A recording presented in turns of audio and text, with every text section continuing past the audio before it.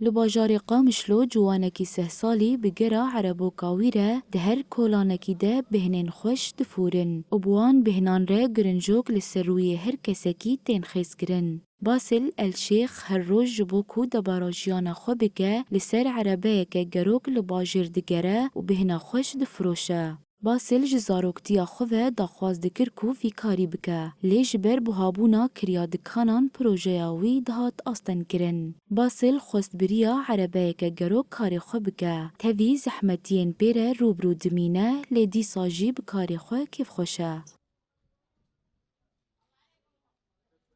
ايجار المحلات بالقامشلي بشكل عام صاير يعني يكسر الظهر مثل ما نقول.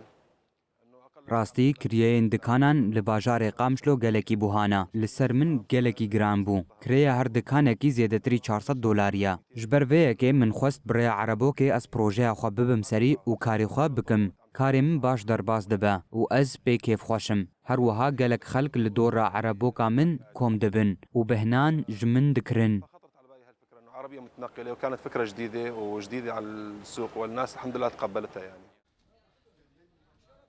هروها باسل الشيخ گوت کو خلق بدلکی فرح پروژه من هم بیسکرن. هيك حبيت انه يكون عندي ما في اجار.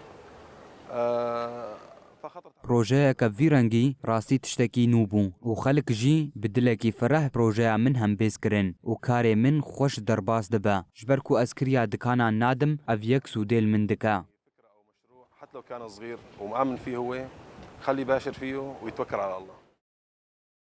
هرچندی باجار قامشلو روبروی ایریشن داگرگریه و شری تایبت ده لید هر کولانک باجر ده چیروکک بنرخو خودی واته هیا کو بریارا برخودان و ناسکرنا آستنگیان نشان ده.